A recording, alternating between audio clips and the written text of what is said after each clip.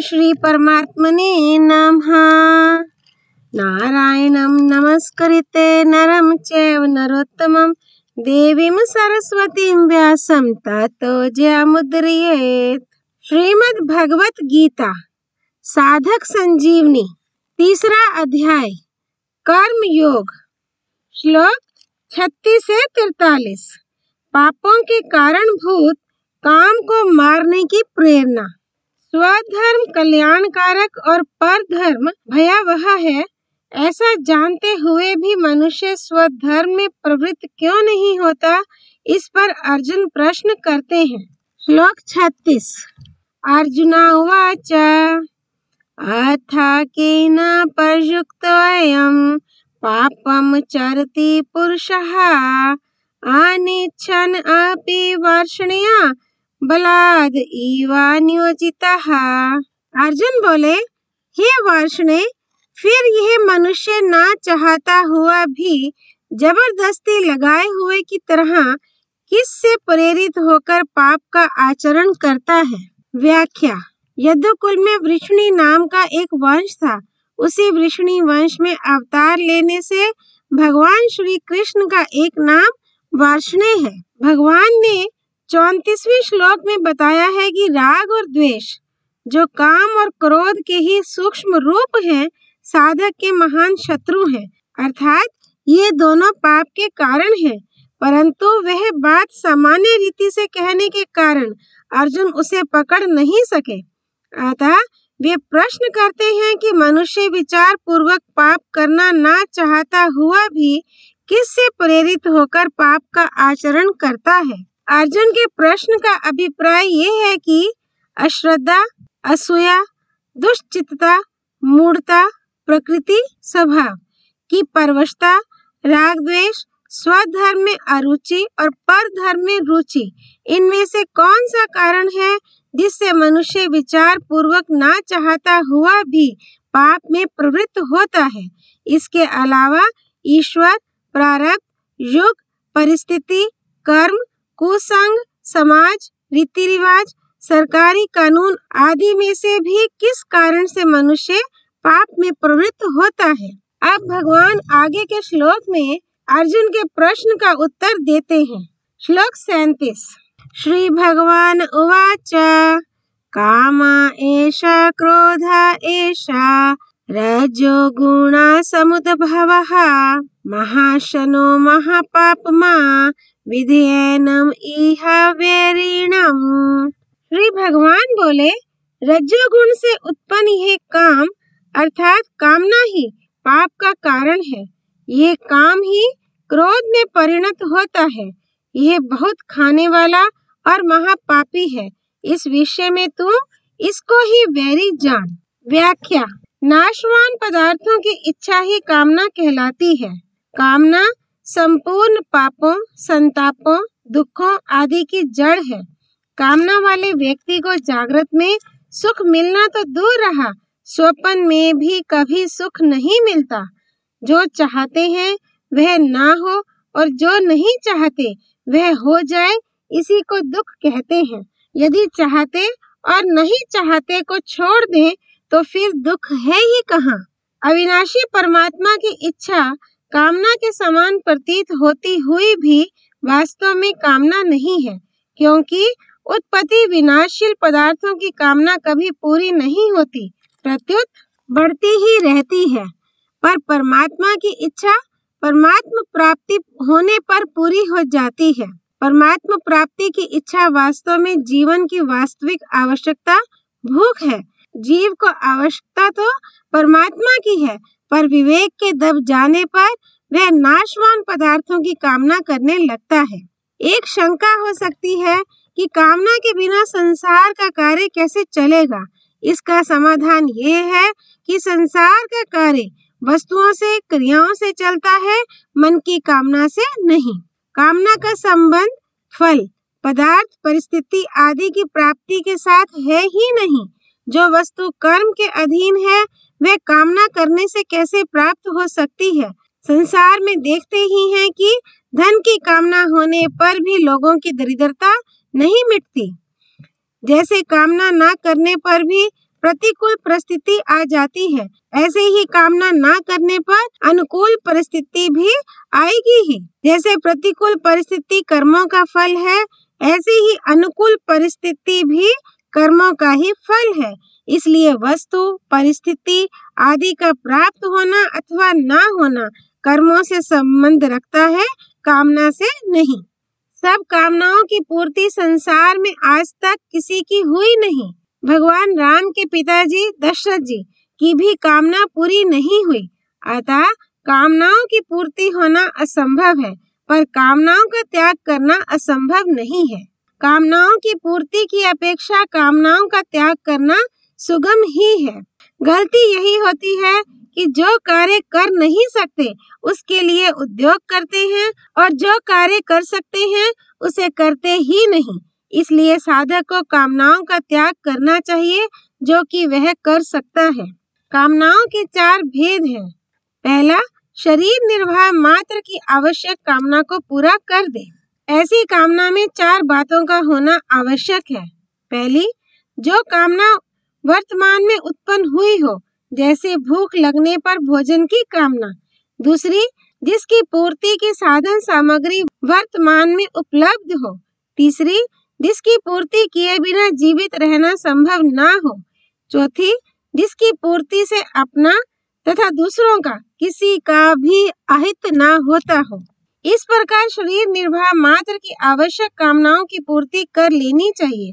आवश्यक कामनाओं को पूरा करने से अनावश्यक कामनाओं के त्याग का बल आ जाता है, परंतु आवश्यक कामनाओं की पूर्ति का सुख नहीं लेना है, क्योंकि पूर्ति का सुख लेने से नई नई कामनाएं उत्पन्न होंगी, जिसका कभी अंत नहीं आएगा। दूसरा, जो कामना व्यक्तिगत एवं न्याय युक्त हो और जिसको पूरा करना हमारी सामर्थ्य से बाहर हो, उसको भगवान के अर्पण करके मिटा दे।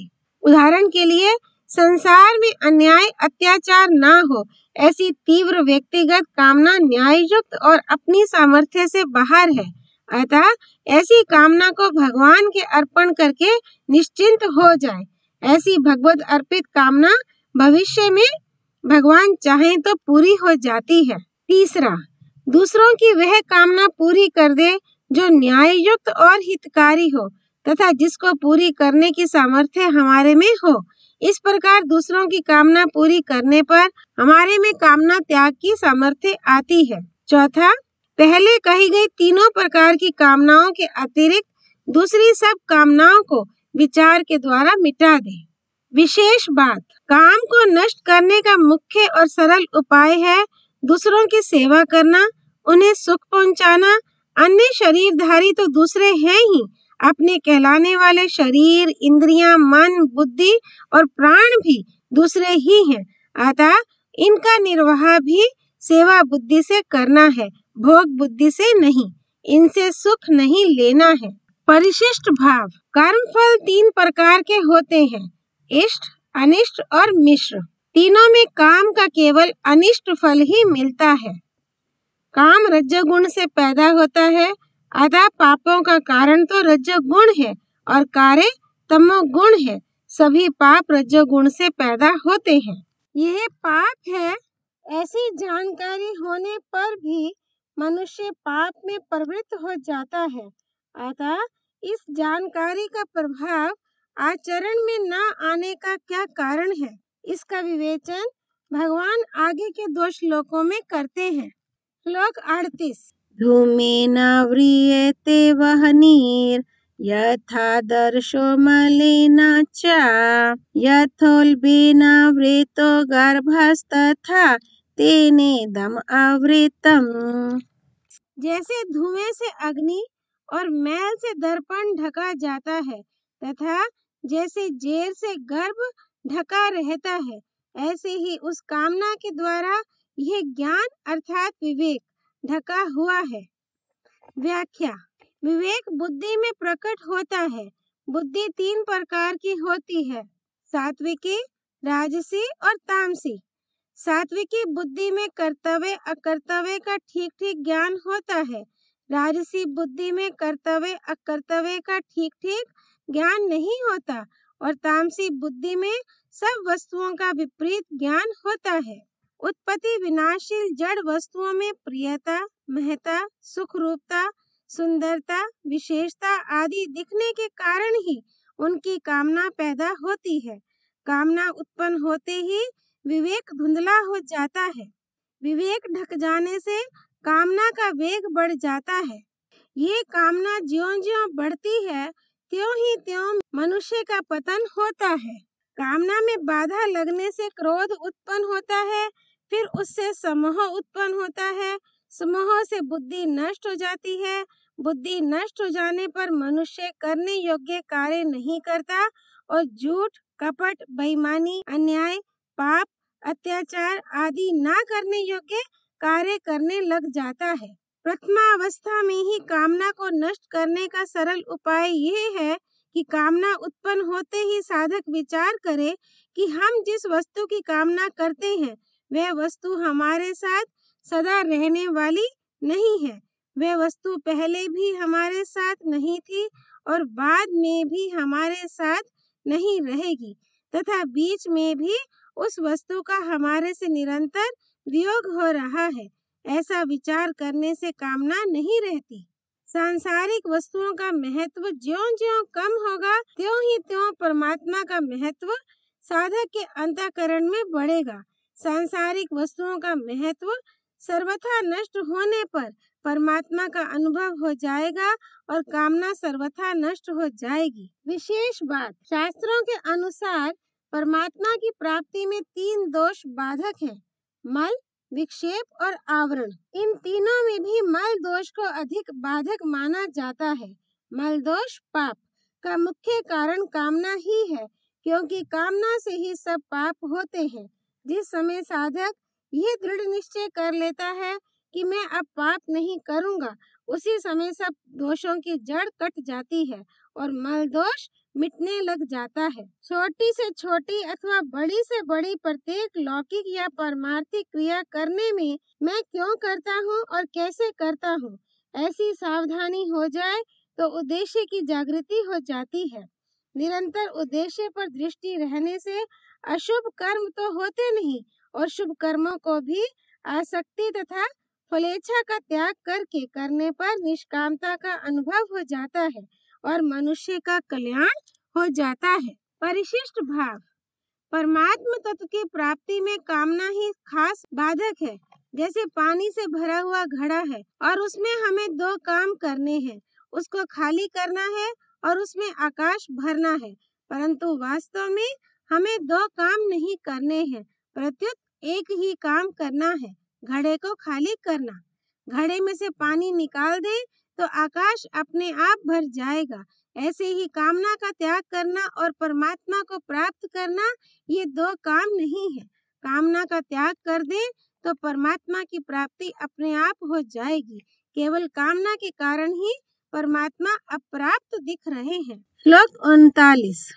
आवृतम ज्ञानम एतेना ज्ञानिनो नित्यवैरिणा कामारूपेण कांत्या दुष्पूरेण अनलेन च। इस अग्नि के समान कभी तृप्त न होने वाले और विवेकियों के कामना रूप नित्य वैरी के द्वारा मनुष्य का विवेक ढका हुआ है। व्याख्या, जैसे अग्नि में घी की सुहाती सुहाती अनुकूल आहुति देते रहने से अग्नि कभी तृप्त नहीं होती, प्रत्युत बढ़ती ही रहती है, ऐसे ही कामना के अनुकूल भोग भोगते रहने से कामना कभी तृप्त नहीं होती, प्रत्युत अधिकाधिक बढ़ती ही रहती है। जो भी वस्तु सामने आती रहती है, कामना अग्नि की तरह उसे खाती रहती है। भोग और संग्रह की कामना कभी पूरी होती ही नहीं। जितने ही भोग पदार्थ मिलते हैं, उतनी ही उनकी भूख बढ़ती है, कारण कि कामना जड़ की ही होती है, इसलिए जड़ के संबंध से वह कभी मिटती नहीं, प्रत्युत अधिकाधिक बढ़ती है। सुंदर दास जी लिखते हैं, जैसे 100 रुपए मिलने पर 1000 रुपयों की भूख पैदा होती है, तो इससे सिद्ध हुआ कि 900 रुपयों का घाटा हुआ है। 1000 रुपए मिलने पर फिर सीधे 10,000 रुपयों की भूख पैदा हो जाती है, तो यह 9,000 रुपयों का घाटा हुआ है। 10,000 रुपए मिलने पर फिर सीधे 1,00,000 रुपयों की भूख पैदा हो जाती है, तो यह 90,000 रुपयों का घाटा हुआ है। इस प्रकार वहम तो यह होता है कि लाभ बढ़ गया, पर वास्तव में घाटा ही बढ़ा है। जितना धन मिलता है उतनी ही दरिद्रता, धन की भूख बढ़ती है। वास्तव में दरिद्रता उसकी मिटती है जिसे धन की भूख नहीं है। जड़ के संबंध से होने वाले सुख की चाह को काम कहते हैं। नाशवान संसार में थोड़ी भी महत्व बुद्धि का होना काम है। अप्राप्त को प्राप्त करने की चाह कामना है। अंतःकरण में जो अनेक सूक्ष्म कामनाएं दबी रहती हैं, उनको वासना कहते हैं। वस्तुओं की आवश्यकता प्रतीत होना सप्रिया है। वस्तु में उत्तमता और प्रियता दिखना आसक्ति है। वस्तु मिलने की संभावना रखना आशा है, और अधिक वस्तु मिल जाए ये लोभ या तृष्णा है। वस्तु की इच्छा अधिक बढ़ने पर याचना होती है। ये सभी काम के ही रूप हैं। विवेकशील साधक ही इस काम रूप वैरी को पहचानता है और उसका नाश करता है। विवेकी साधक को कामना आरंभ से ही चुपती रहती है। भोगों में लगे हुए अज्ञानियों को ये कामना मित्र के समान मालूम देती है, क्योंकि कामना के कारण ही भोगों में सुख प्रतीत होता है। कामना ना हो तो भोग पदार्थ सुख नहीं दे सकते, परंतु परिणाम में उन्हें दुख, संताप, कैद, नरक आदि प्राप्त होते ही हैं। इसलिए वास्तव में यह कामना अज्ञानियों की भी नित्य वैरी है। विशेष बात, कामना ही संपूर्ण पापों और दुखों का कारण है। एक मनुष्य अपनी स्त्री को ढूंढ रहा था। लोगों ने पूछा, तुम्हारी स्त्री का नाम क्या है? उसने कहा, फजीती। फिर पूछा कि तुम्हारा नाम क्या है? उसने कहा, बदमाश। लोगों ने कहा, घबराओ मत, बड़ी पतिव्रता स्त्री है, अपने आप आ जाएगी। कारण कि बदमाश को फजीती, बदनामी अवश्य मिलती है। इसी प्रकार संसार के नाशवान भोगों की कामना करने वाले मनुष्य के पास दुख अपने आप आते हैं।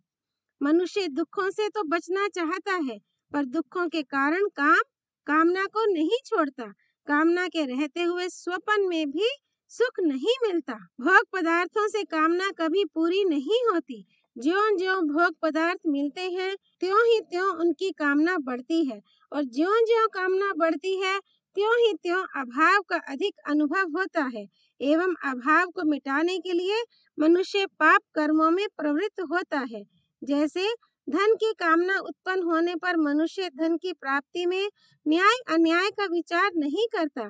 फिर कामना बढ़ने पर वह चोरी, डाके आदि में भी लग जाता है। फिर और अधिक कामना बढ़ने पर वह धन के लिए दूसरों को जान से भी मार डालता है। इस प्रकार नाशवान सुख की कामना करने वाला मनुष्य अपने लोक और परलोक दोनों को महान दुख रूप बना लेता है। किसी शत्रु को नष्ट करने के लिए उसके रहने के स्थानों की जानकारी होनी आवश्यक है। इसलिए भगवान आगे के श्लोक में ज्ञानियों के नित्य वैरी काम के रहने के स्थान बताते हैं। श्लोक 40। इंद्रियाणि मनो बुद्धिर अस्याधिष्ठानम् उच्यते एतैर्विमोहत्यै एषा ज्ञानम् आवृत्य देहिनम्। इंद्रियां, मन और बुद्धि इस कामना के वासस्थान कहे गए हैं। ये कामना इन इंद्रियां, मन और बुद्धि के द्वारा ज्ञान को ढक कर देहाभिमानी मनुष्य को मोहित करती है। व्याख्या, काम 5 स्थानों में दिखता है: पदार्थों में, इंद्रियों में, मन में, बुद्धि में, माने हुए अहम में अर्थात कर्ता में। इन 5 स्थानों में दिखने पर भी काम वास्तव में माने हुए अहम चिज्जड़ ग्रंथि में ही रहता है। कामना उत्पन्न होने पर मनुष्य पहले इंद्रियों से भोग भोगने की कामना करता है।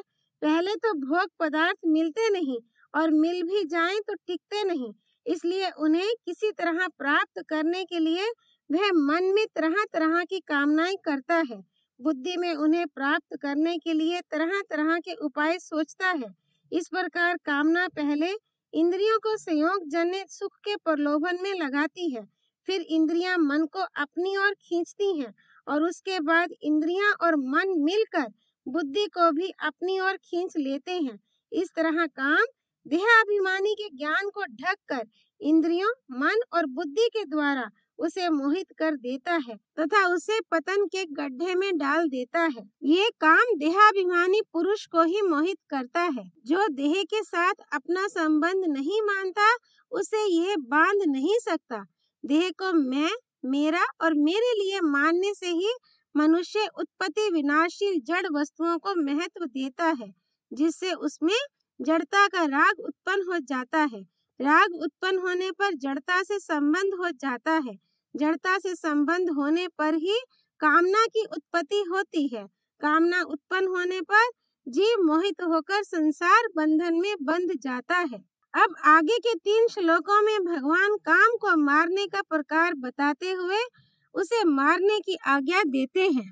श्लोक 41।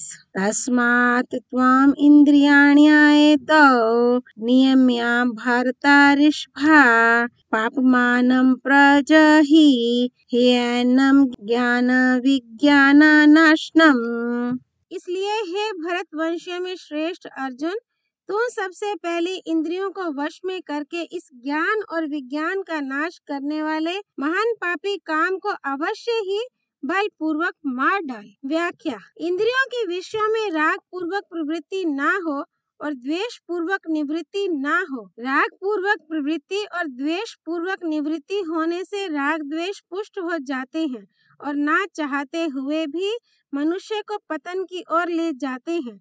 इसलिए प्रवृत्ति और निवृत्ति अथवा कर्तव्य और अकर्तव्य को जानने के लिए शास्त्र ही प्रमाण है। शास्त्र के अनुसार कर्तव्य का पालन और अकर्तव्य का त्याग करने से इंद्रियां वश में हो जाती हैं। गृहस्थ जीवन ठीक नहीं, साधु हो जाएं, एकांत में चले जाएं, ऐसा विचार करके मनुष्य कार्य को तो बदलना चाहता है पर कारण कामना को नहीं छोड़ता, उसे छोड़ने का विचार ही नहीं करता। यदि वह कामना को छोड़ दे तो उसके सब काम अपने आप ठीक हो जाएं। जब मनुष्य जीने की कामना तथा अन्य कामनाओं को रखते हुए मरता है तब वे कामनाएं उसके अगले जन्म का कारण बन जाती हैं। तात्पर्य यह है कि जब तक मनुष्य में कामना रहती है तब तक वह जन्म मरण रूप बंधन में पड़ा रहता है। इस प्रकार बांधने के सिवाय कामना और कुछ काम नहीं आती। जब मनुष्य का जड़ पदार्थों की तरफ आकर्षण होता है तभी उनकी कामना उत्पन्न होती है। कामना उत्पन्न होते ही विवेक दृष्टि दब जाती है और इंद्रिय दृष्टि की प्रधानता हो जाती है। इंद्रियां मनुष्य को केवल शब्दादि विषयों के सुख भोग में ही लगाती हैं। पशु पक्षियों की भी प्रवृत्ति इंद्रियों से मिलने वाले सुख तक ही रहती है, परंतु कामना से विवेक ढक जाने के कारण मनुष्य इंद्रिय जन्य सुख के लिए पदार्थों की कामना करने लगता है और फिर पदार्थों के लिए रुपयों की कामना करने लग जाता है। इतना ही नहीं, उसकी दृष्टि रुपयों से भी हटकर रुपयों की गिनती संग्रह में हो जाती है। फिर वह रुपयों की गिनती बढ़ाने में ही लग जाता है। निर्वाह मात्र के रुपयों की अपेक्षा उनका संग्रह अधिक पतन करने वाला है और संग्रह की अपेक्षा भी रुपयों की गिनती महान पतन करने वाली है। गिनती बढ़ाने के लिए वह झूठ, कपट, धोखा, चोरी आदि पाप कर्मों को भी करने लग जाता है और गिनती बढ़ने पर उसमें अभिमान भी आ जाता है, जो आसुरी संपत्ति का मूल है। इस प्रकार कामना के कारण मनुष्य महान पतन की ओर चला जाता है। इसलिए भगवान इस महान पापी काम का अच्छी तरह नाश करने की आज्ञा देते हैं। श्लोक 42 और 43। इंद्रियाणि प्राणी आहर इंद्रिये भयः परम मनः मनसास्तु परा बुद्धिर्य बुद्धेः परत्सतु सहा एवं बुद्धेः परं बुद्ध्वा संस्थाभे आत्मानं आत्मना जाहि शत्रु महाबाहो कामरूपम दुरासदम। इंद्रियों को स्थूल शरीर से पर, श्रेष्ठ, सबल, प्रकाशक, व्यापक तथा सूक्ष्म कहते हैं। इंद्रियों से पर मन है, मन से भी पर बुद्धि है और जो बुद्धि से भी पर है वह काम है। इस तरह बुद्धि से पर काम को जानकर अपने द्वारा अपने आप को वश में करके हे महाबाहो तो इस काम रूप दुर्जय शत्रु को मार डाल। व्याख्या। शरीर अथवा विषयों से इंद्रियां पर हैं। तात्पर्य यह है कि इंद्रियों के द्वारा विषयों का ज्ञान होता है, पर विषयों के द्वारा इंद्रियों का ज्ञान नहीं होता। इंद्रियां विषयों के बिना भी रहती हैं, पर इंद्रियों के बिना विषयों की सत्ता सिद्ध नहीं होती। विषयों में यह सामर्थ्य नहीं कि वे इंद्रियों को प्रकाशित करें, प्रत्युत इंद्रियां विषयों को प्रकाशित करती हैं। इंद्रियां वही रहती हैं, पर विषय बदलते रहते हैं। इंद्रियां मन को नहीं जानती, पर मन सभी इंद्रियों को जानता है। इंद्रियों में भी प्रत्येक इंद्रिय अपने अपने विषय को ही जानती है, अन्य इंद्रियों के विषयों को नहीं। जैसे कान केवल शब्द को जानते हैं, पर स्पर्श, रूप, रस और गंध को नहीं जानते। त्वचा केवल स्पर्श को जानती है, पर शब्द, रूप, रस और गंध को नहीं जानती। नेत्र केवल रूप को जानते हैं, पर शब्द, स्पर्श, रस और गंध को नहीं जानते। रसना केवल रस को जानती है, पर शब्द, स्पर्श, रूप और गंध को नहीं जानती। और नासिका केवल गंध को जानती है, पर शब्द, स्पर्श, रूप और रस को नहीं जानती। परंतु मन पांचों ज्ञानेंद्रियों को तथा उनके विषयों को जानता है। इसलिए मन इंद्रियों से श्रेष्ठ, सबल, प्रकाशक, व्यापक और सूक्ष्म है। मन बुद्धि को नहीं जानता, पर बुद्धि मन को जानती है। मन कैसा है, शांत है या व्याकुल, ठीक है या बेठीक, इत्यादि बातों को बुद्धि जानती है। इंद्रियां ठीक काम करती हैं या नहीं, इसको भी बुद्धि जानती है। तात्पर्य की बुद्धि मन को तथा उसके संकल्पों को भी जानती है और इंद्रियों को तथा उनके विषयों को भी जानती है। इसलिए इंद्रियों से पर जो मन है, उस मन से भी बुद्धि पर, श्रेष्ठ, बलवान, प्रकाशक, व्यापक और सूक्ष्म है। बुद्धि का स्वामी अहम है, इसलिए कहता है मेरी बुद्धि।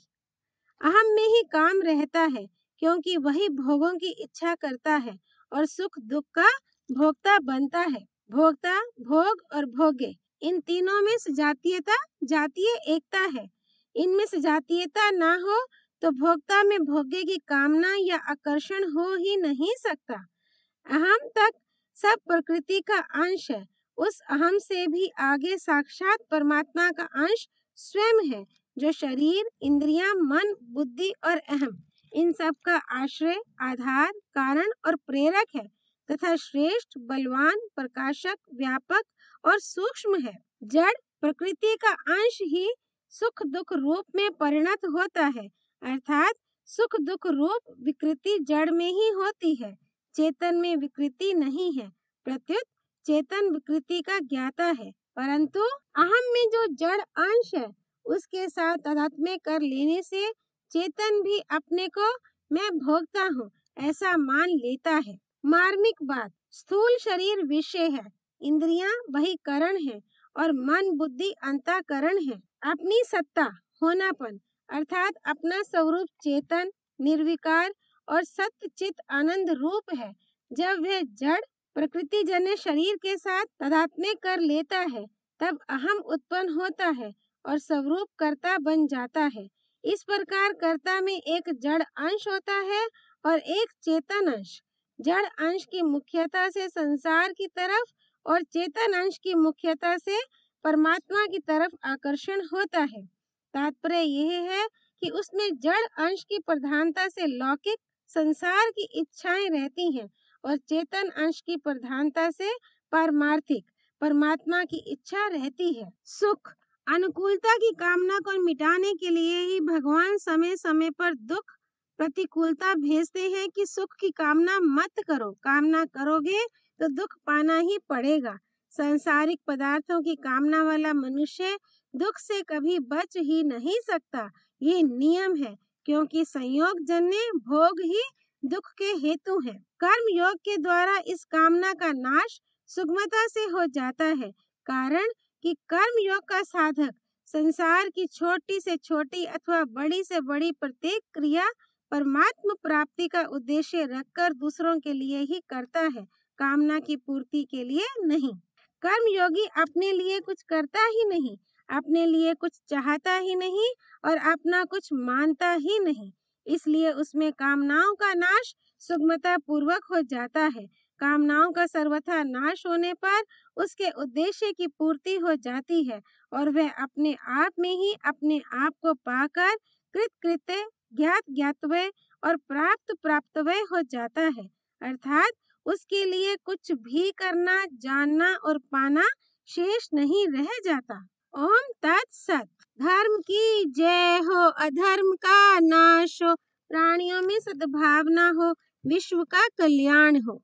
पार्थसारथी भगवान श्री कृष्ण की जय। भगवद वाणी श्रीमद् भगवद गीता की जय। श्री हरि अर्पणमस्तु।